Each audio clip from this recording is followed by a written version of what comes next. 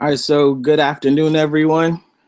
We are here for the third part of our four-part webinar series for the UCEA Graduate Student Council. Our fourth part is going to take place at the annual conference.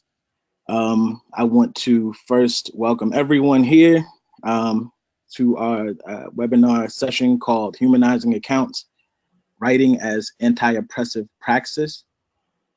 We do not have a formal presentation for you all. Dr. Stovall will just be speaking to you all directly, so you can listen and take notes. Our webinar today is responding to the question, what are some strategies for producing or refining anti-oppressive writing amid varying and oftentimes conflicting examples of social justice scholarship and education? We can move on to that next slide.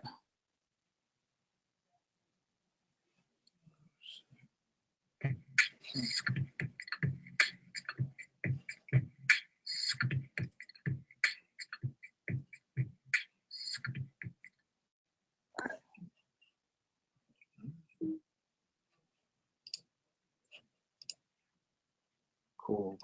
All right, so like I said, I'm Kevin Clay. I'm a graduate student council member at Rutgers University. What I want to just establish first is that everyone who's in the webinar right now, all the participants, are able to submit questions through the GoToWebinar messaging feature. It's a chat box that appears on your screen. Throughout the session, I'll be able to read those questions to our discussant, Dr. Stovall. We can move on to the next slide.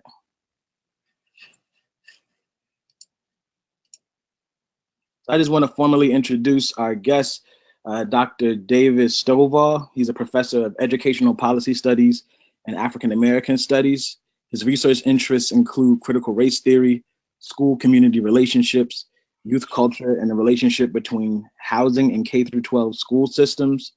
Since his arrival at the University of Illinois, Chicago, Stovall has been working with youth, community organizations, and schools in Chicago, New York City, and the San Francisco Bay Area. Furthering his attempt to connect to K-12 and university spaces, Stovall also serves as a volunteer social studies teacher at the Lawndale Little Village School of Social Justice.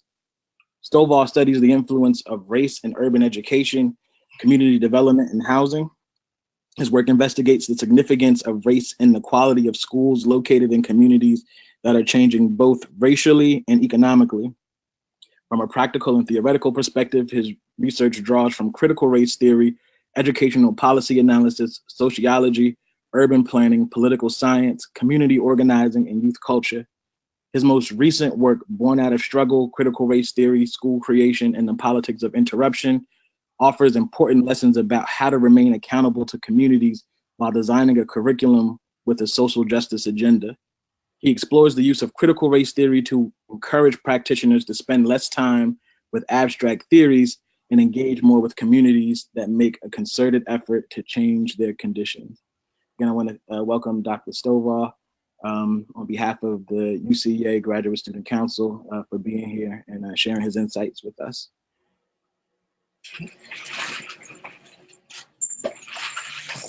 Well, peace and greetings, everybody. I am just going to go through some of the issues and concerns that the UCEA Graduate Council put forward in relationship to writing in a way that highlights justice-centered approaches. And one of the things that the council put forward to me is that what are some of the defining features of social justice or even anti-oppressive scholarship?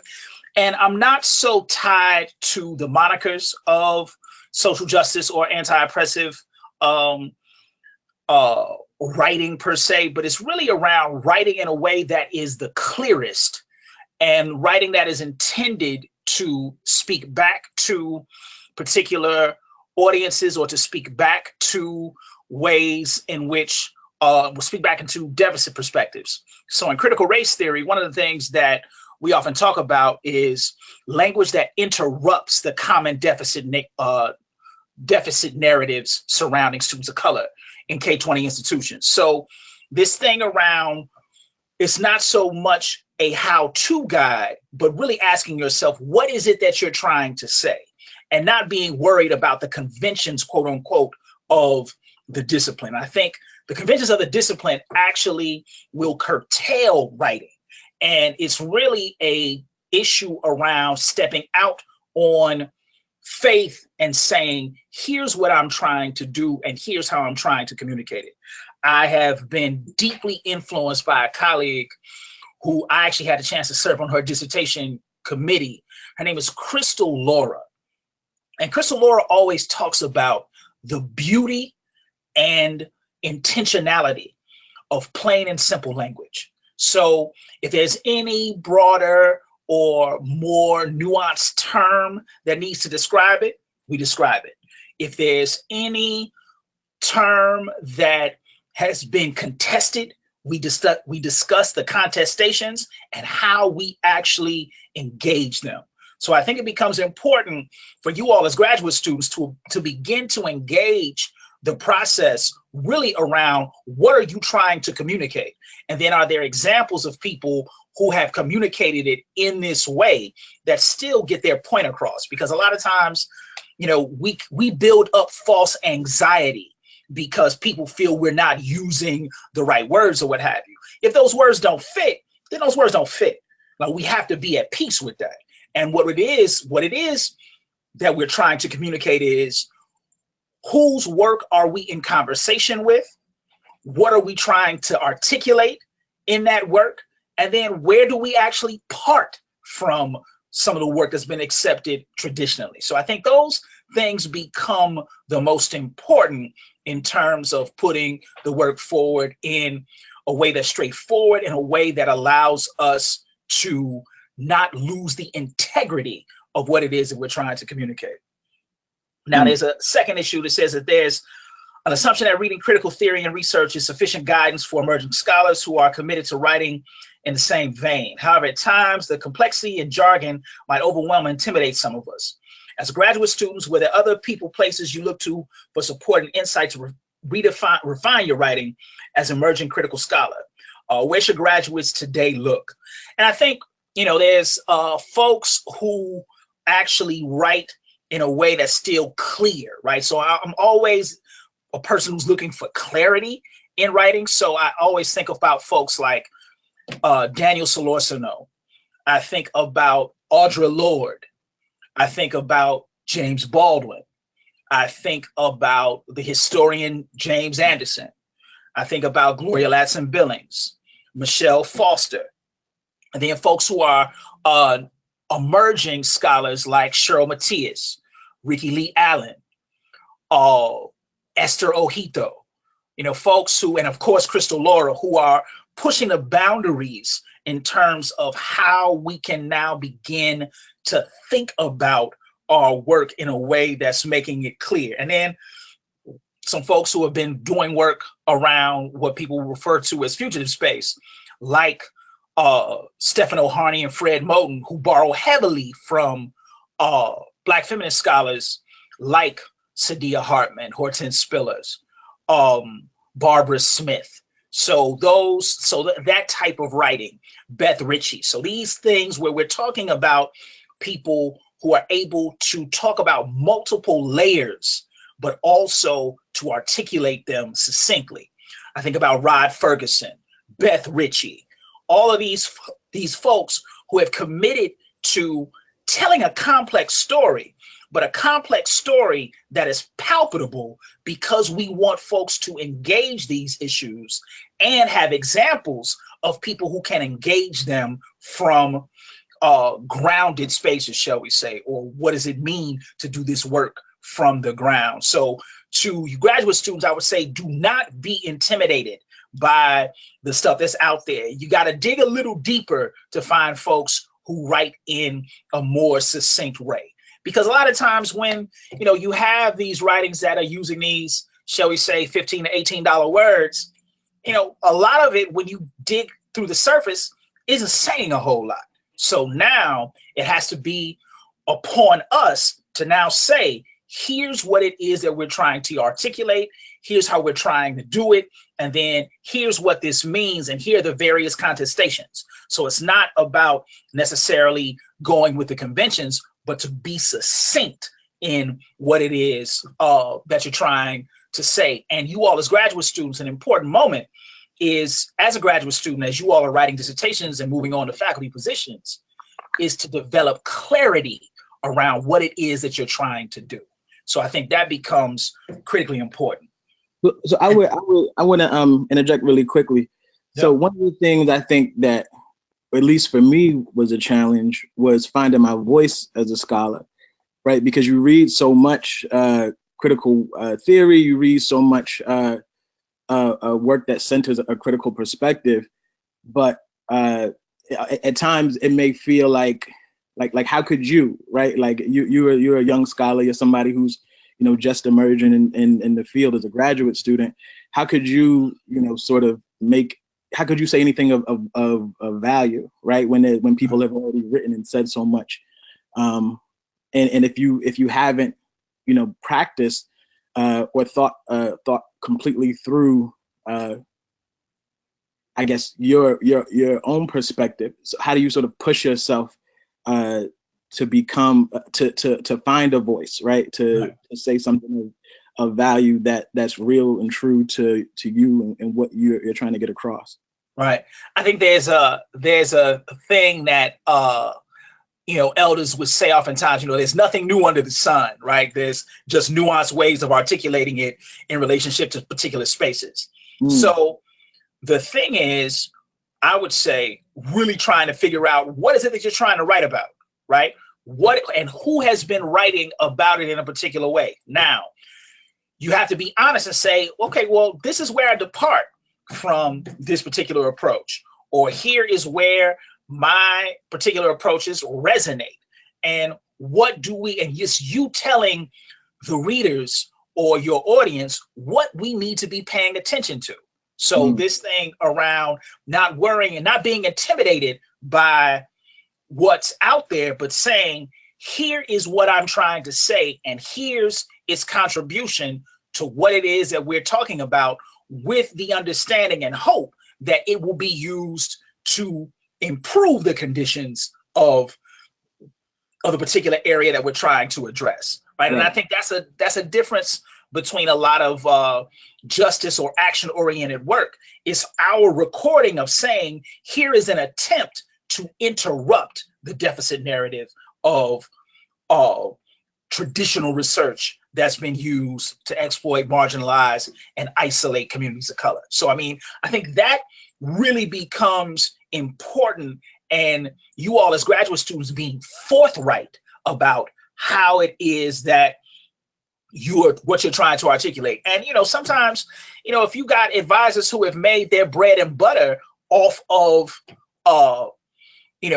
capitulating to this kind of orthodoxy, then, you've got to make a bold statement around departing and being clear about why you depart from that orthodoxy, right? If you choose to do so. Now, a lot of folks are hearing this and saying, well, that's quite a bit of risk. I've been, through this program. I'm 4.5 years in, I'm trying to finish, and I'm not contesting that. I do want you to finish, but I also want you to think about the work in its future tense in terms of what is it that you're trying to do. Because if you're not with the traditional orthodoxy that has been used in particular ways, then there's a responsibility to articulate that. That's part of the justice condition, is articulating those departures and what you're trying to do given that departure. So I think your question is critically important, especially as people are finding their way into the work. And I think those examples really become important. So that I know the next issue is getting into major texts that deeply influenced my own writing. And I always think about James Anderson's the history of education of Blacks in the South, right? I mean, in terms of the way he's talking about how to understand the efforts of Black folks to educate themselves, right? And that thing around him, and he says in the first paragraph, you can't understand what Black folks have done in the South to educate themselves without an explicit understanding of the depth and breadth of white supremacy, right? I mean, he just says it forthright, clearly, right? So now, if that's part of the conversation, then what he's done, he's made space for other scholars to now say similar things and talk about its manifestations in a particular locale. So that was deeply influential to me. Another set of writings was edited by Kimberly Crenshaw, Neil Gatanda, Kendall Thomas, called Critical Race Theory: Key Writings That Define the Movement. So that is another piece that really pushed on how to make writing clear, and also saying, here's what we mean by an insurgent scholarship, a scholarship that's willing to fly in the face of traditional conventions. Then there's Eric Yamamoto's Interracial Justice, where he's talking about his work in a legal clinic in the Garment District in Los Angeles with members of many different groupings of people of color. Mm-hmm. And what he calls a race praxis, right? This action and reflection in the world that is taking into account how we understand things conceptually, what we do performatively, what material resources are needed, and then how are we reflexive about our practice. So that was also deeply influential to me. And then again, James Baldwin, of course, I Talk to Teachers, but all his other essays and novels that actually talk about the clarity of work and why we need to be clear. Audre Lorde, again, Zami, A New Spelling of My Name, and all these, the Cancer Chronicles. I mean, so all of these spaces that writers, scholars, researchers have taken upon themselves to say, I want to be clear here, because in that understanding, we can now push the paradigm further. So again, these are spaces that now allowed me to rethink how I actually approached my work. I mean, this goes all the way back to, the Combahee River Collective, right? So their writings around how to understand white supremacy, sexism, patriarchy in struggle. So, and then how do we now start to think about our work as being reflective of that? And then people, and again, it goes back to people not fearing traditional, not fearing the ability to contest traditional research paradigms. So I think that's really important. And those folks that I mentioned were pushing on the traditional conventions of traditional research paradigms. Theo, thank you so much. Yeah, you named some phenomenal people. A good amount of those folks I am not familiar with that I have to check on. Are there any places outside of the literature that shaped you as a writer? Yeah.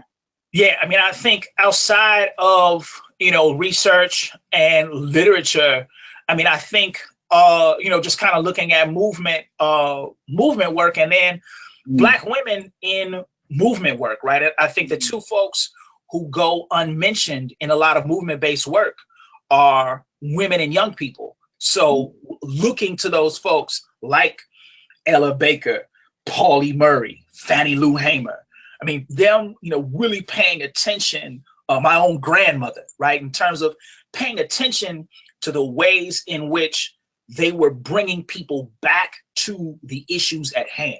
And I think now as a researcher, for me, it's always, what are we trying to articulate, and how does this bring us to a very grounded discussion of what is happening, and then what are people trying to do given what's happening?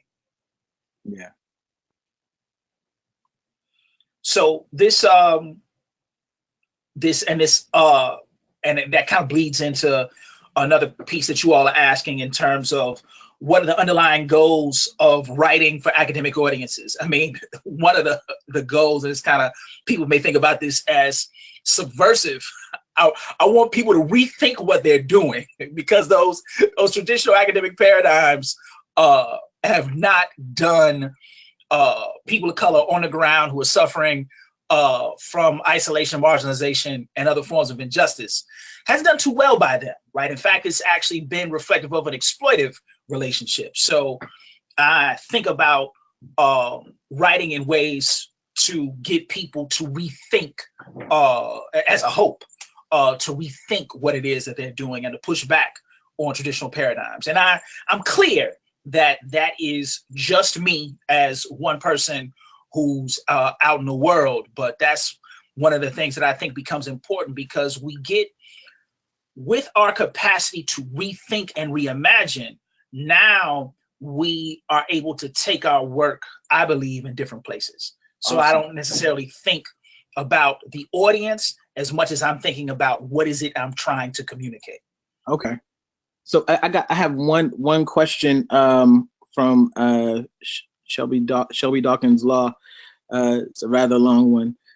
So research on Black kids can often slip into heteronormative, patriarchal, sexist, Christian, cisgender, ableist perspectives when conducted by Black scholars. How do we as young scholars push, for lack of a better phrase, for us, by us research in a field that is dominated by a generation of scholars that I believe as a millennial can be out of touch with the new diversity of the Black student experience? Black folks who grew up in the 90s and 2000s had a much safer schooling experience with regard to sexuality, gender expression, and identity, ability, and religion. Now that it is safer for us to be out, how do we push, out is in quotes, how do we push a predominantly Black field that has its own problematic and hegemonic ideologies about our intersectional and overlapping identities? You mentioned women and young people being underrepresented in social movement literature, but many of those same people were also non-heterosexual or genderqueer, and that gets erased in Black research. How do we make it so people like me don't have to choose one layer of identity to focus on? Great question. Right, and it's an excellent question. And the only departure that I would say is that it's not necessarily safer for folks to come out. It's just a little different moment, right, where people have become more, I don't even say accepting or tolerant, but people recognize it, right? So I don't necessarily think it's safer, but I think that it's this, it is a different moment. And with that, and I think just exactly what she says, to start off with, research about Black youth has traditionally been done in this cis, hetero, gender normative, and homophobic, patriarchal, heterosexist, and has used these tones. And now, in looking at her particular work, we need to broaden this scope. And here are the folks who are now doing this type of work, like Keeanga-Yamahtta Taylor, right? Who's really bringing an understanding of Blackness, of queerness, of womanness into the work. So I would say start with that, right? Start with the challenge, right? The research has been done based on these heteronormative, white, Western European, Christian standards, even with Black folks, right? I think that's an important contribution, to start there and then say, okay, well, research has been done in this way. Now it leads into say, okay, well, who's been willing to depart from that particular type of research? And then she can go right into her work in terms of broadening our understanding. Because to her point, right, so we don't have a discussion about Pauli Murray, right, who was a queer Black woman, or Flo Harris. I mean, so we don't have these conversations. Andrea Ritchie, Beth Ritchie, I mean, all these folks, we don't have these conversations, but now here's that opportunity to pull those folks into the work and now talk about the constellation that her work shares with these folks who have been willing to break that paradigm. Excellent. Shelby says, thank you. Any more, no new questions yet. So were there any other pieces you wanted to respond to from the question prompt, Dr. Stovall? I think you all had an important piece around whether or not if there are any general writing advice that for the new crop of folks who are doing justice-oriented work. Mm. I would say again, that push for clarity is important. And you get that clarity by reading and writing, right? By getting into the practice of things and by looking at those folks whose work you respect, right? Whose work that you really see them also breaking from traditional paradigms.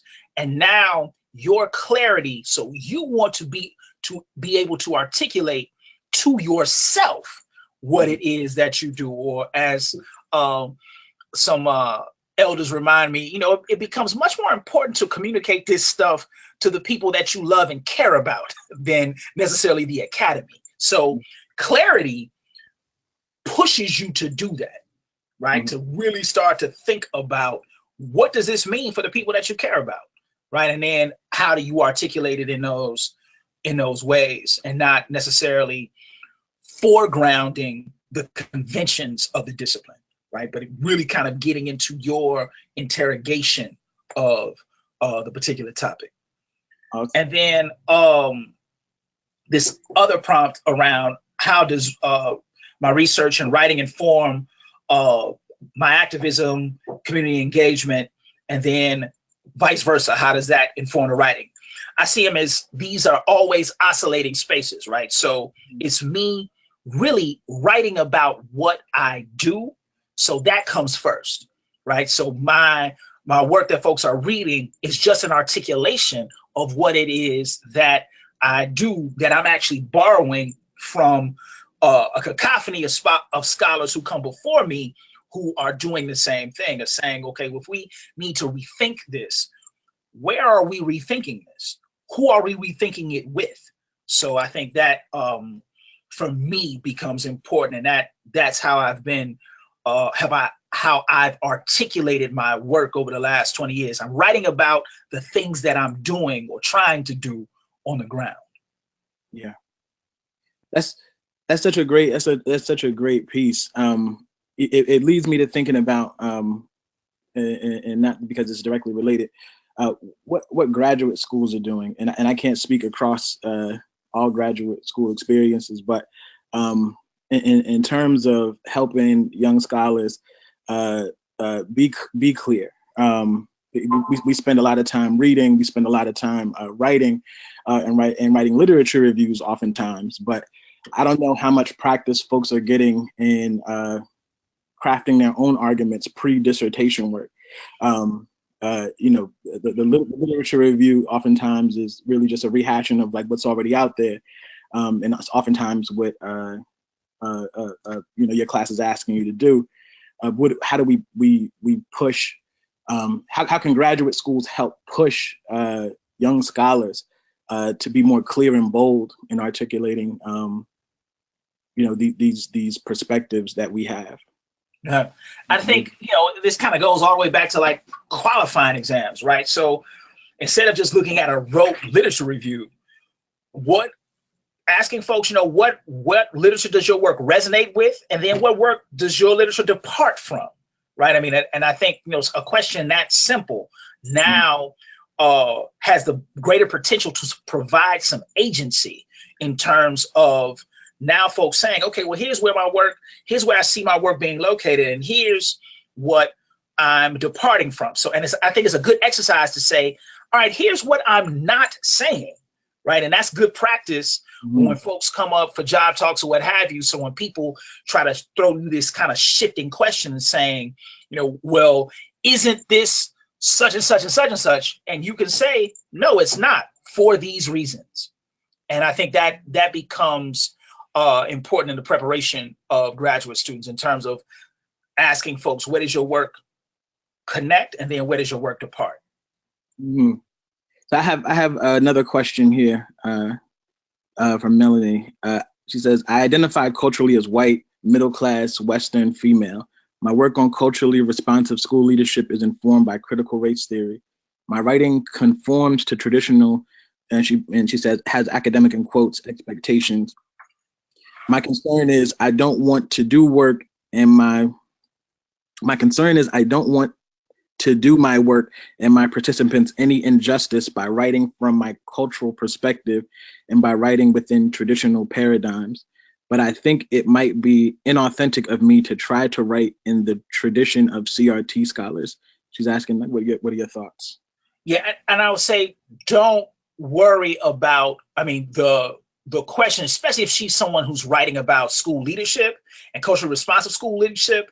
Now it's really around saying, where do folks have to take the risk and engage the break, right? There's a scholar by the name of Sherry Marks, and her last name is spelled M-A-R-X, and she has a book called Revealing the Invisible, right? And then I would also encourage her to read the work of Amanda Lewis, who's a sociologist of education. And these are two white women who are saying, look, we have to think about race in a particular way. And we have to reimagine those manifestations of race in our work. So it's not about her appropriating language, but it's really around her pushing the paradigm to say, here's where we can rethink some of the things that have been accepted in the traditional paradigms. Mm. Yes, thank you. This is still soliciting more questions from folks. Definitely send in your questions. We have a little bit of time left. A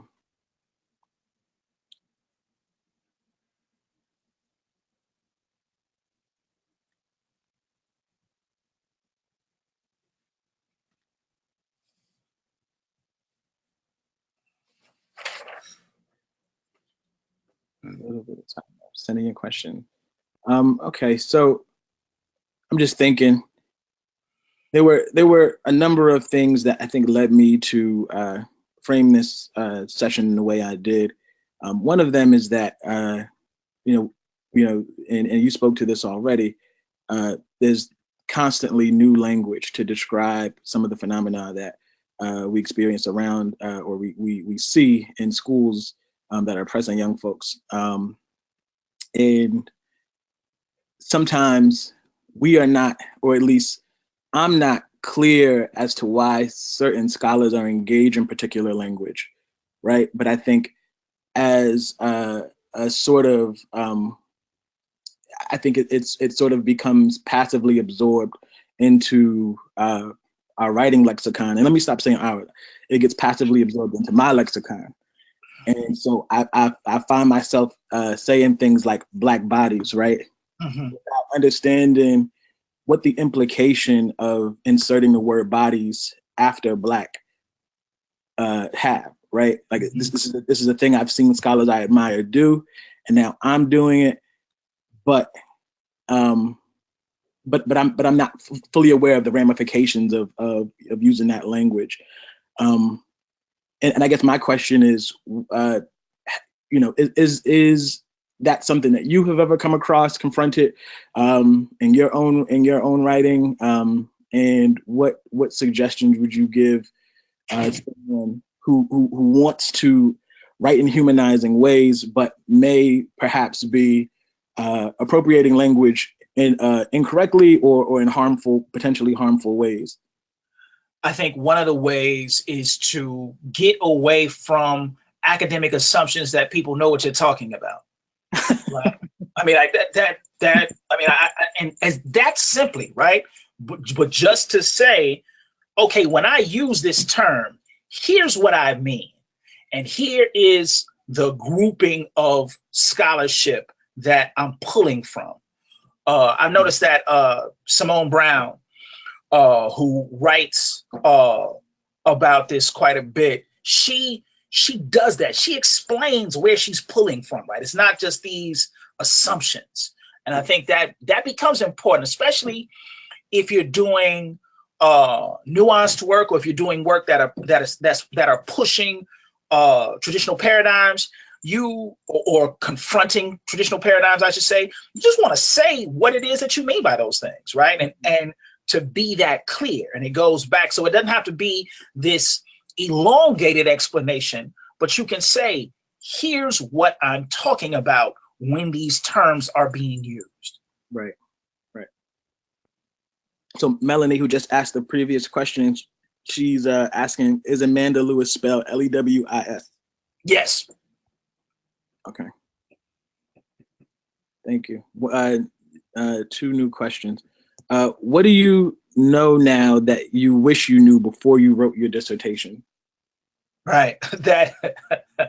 That I wish I had a whole workshop on do not get caught in the madness of the academy. That is not where your justice work happens. Your justice work happens with the people and the communities that you care about. What you do in the academy is an articulation of that work to push our understandings of what's being done on the ground. That's super important. Another question here from Donna. She says, my name is Donna. I saw you at Prairie View A&M University. I am a huge fan of your work and your passion. I have recently heard scholars of color say that we should not be using Creswell for methodology. If not Creswell, then who would you refer? Yeah, in terms of Creswell for qualitative methodology or what have you. But I mean, there are some folks who are doing some different types of work. And I would say Linda Toohey Smith, right? So her book, Decolonizing Methodology, I think is a landmark piece that now pushes folks away from traditional methodology in the Creswell sense. And then, you know, even some of Creswell's contemporaries had some interesting critiques, right? So Carabell and Halsey, right? An old book came out in the 70s called Power and Ideology in Education, who actually push different ways of approaching. And then there's another guy by the name of Andrew Gitland. He edited a book called Power and Method, and that's from the 90s, that also is pushing our understandings of method. And then another piece that is talking about doing community-based work in terms of methods or what have you, and it's called Engaging Contradictions. And the author's last name is Cole. So those are some spaces where we can get into different ways of reimagining our methodological approaches.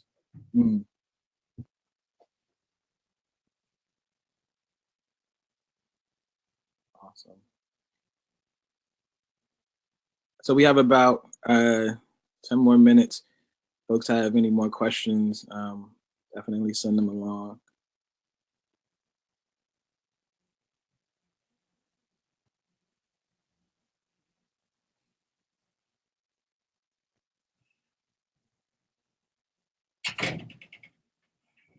Anna says, thank you.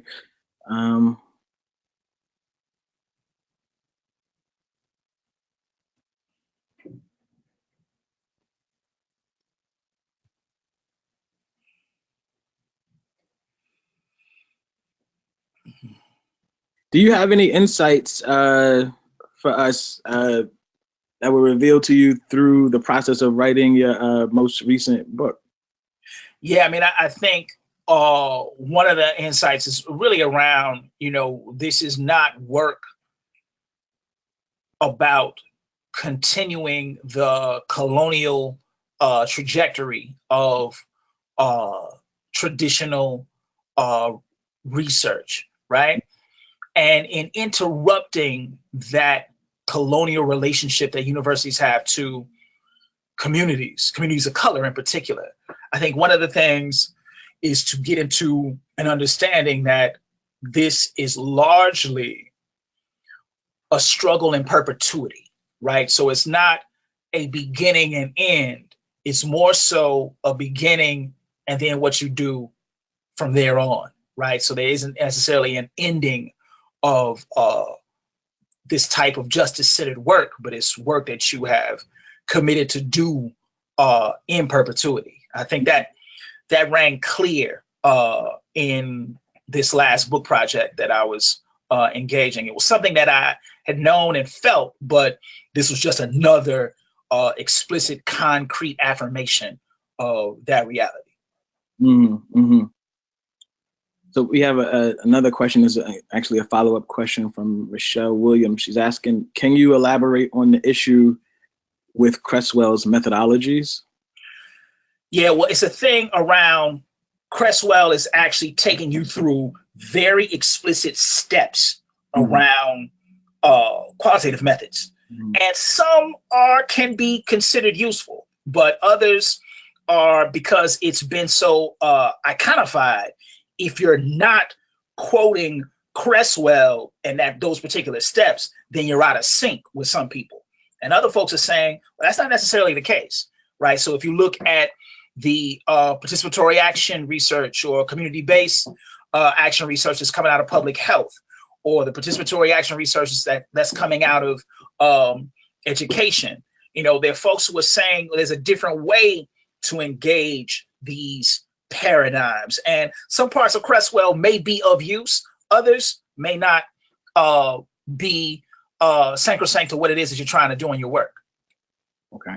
So we got a flood of questions in the past 10 seconds. Thank you. So it is important to remind ourselves, this is from Marlena.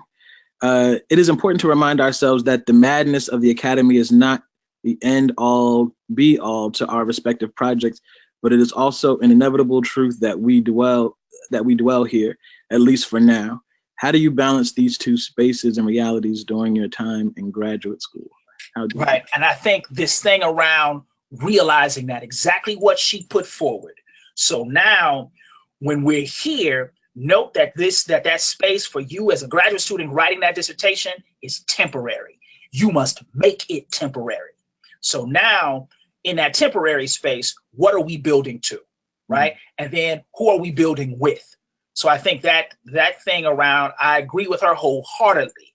But now as a graduate student, now with the understanding of this is temporary, what is this pushing you towards wherever your work takes you? And then asking that question as you move forward with your work, and not worrying about, and you want to limit your time with those who have been defeatist to your efforts, right? And I think that really it sounds simplistic, but I think that's really important for your own survival and work moving forward, because the academy is never intended to engage folks in a justice condition. That all happens in spite of the academy. So now with that understanding, who are you working with? And now how are you getting yourself away from that temporary space as a graduate student towards completion, towards doing the set of work that you seek to do? So I think that positioning becomes important. Okay, I have another question. How do you strategically frame or write work to receive funds from major education funding organizations that may not have critical and anti-oppressive paradigms, organizations that often fund deficit-framed or tempered research? Right. I don't know if you want to be applying to those places. I mean, to be flat out. I mean, because now you're going to compromise the language to do the same thing, right? And if you, there have been some folks who have been successful and operate from critical perspectives, but I would say it would be upon you to look at the people whose work that you respect, who've been able to still operate from a critical perspective, and build with them. Because once the integrity is compromised, it's hard to get that back. So this person is also asking essentially about the trade-off of using that funding to be able to conduct disruptive paradigms, but having to weigh, like, watering down the framing initially to get the funds. Yeah, and I would say you don't even have to think about it in that way. There's a researcher, there's a physician. Her name is Kamisha Jones, and she used to do this work with the Center for Disease Control. And, you know, the CDC now has an operating definition of racism based on her work. You can also look at Chandra Hall, who's in public health at UCLA, who, you know, she gets these large grants to actually do work around stress-related traumas in relationship to race. So, I mean, there are ways to do this, but it becomes important to have the language, to be explicit in the language. So that, and there are examples of people who have been doing this work. There's an excellent documentary about this called Unnatural Causes. Is Inequality Making Us Sick? And then there's all of these researchers who are talking about their work in a very explicit way in relationship to trauma, racism, structural inequality. Thank you so much for that. So there are a few. This person is asking, what is Kamisha's last name who worked with the CDC? Yeah, Jones. Okay. So there are a number of questions, and we're on our way out in the next 4 minutes that are not particularly related to the task of writing, or at least anti-oppressive writing. One of them is in relation to jobs. How do you find where's the best place to look for jobs at universities that are welcoming or at least not hostile towards scholarship about race? Yeah, I mean, you want to actually have a firm assessment of that place. So if you're being brought there for a job talk or what have you, you want to have those questions for folks at that place in terms of what is their work around race? Are there other people there who do work on race, or inside of the department, inside the college, or outside of that space? How amenable is that space to folks who do community-based work? I mean, so your critical questions to folks at that institution are just as important as the questions and the things that they're asking you in terms of the articulation of your work. Okay. Someone is asking, what are some organizations you belong to or recommend for networking with researchers who do critical work, such as yourself? Definitely. I would say the Critical Race Studies and Education Association is a space that I'm a founding member and have been involved in numerous iterations. I think about some of the folks at the conference. Used to be called Radical Math, but now it's another very long naming. I also think about the American Educational Studies Association in terms of organization that's intentional about supporting more critical, forward-thinking work. So those are three that scholars who engage from a critical perspective have been working with over the last little while. Awesome. All right, so this is going to be our last question, and it's back on track with writing. This person is at Rudy Medina is asking, can you share some general advice and writing tips for those of us who are writing our dissertation and hoping to finish it in a timely manner? Also, what advice do you have for those of us who hope to publish it as a book in the future? Would you recommend us to approach our dissertation in that way?